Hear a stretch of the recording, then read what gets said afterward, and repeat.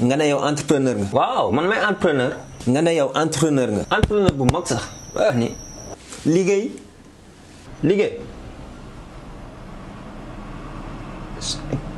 liggéey jaamu yàlla. avec ça nga ne yow entrepreneur nga.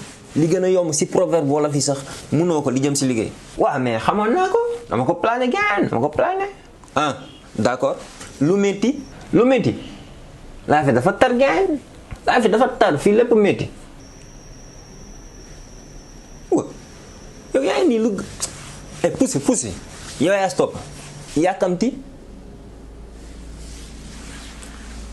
bu ma rusloo waaye yow tamit bu ma rusloo waaye yow déjà kii mooy nii rusloo ma yow it nga bëgg see topp avec ça yow it nga ne entrepreneur nga ok boobu garaawul léegi bu dee xam nga dëgg-dëgg tontu ma si bii nii kuy yootu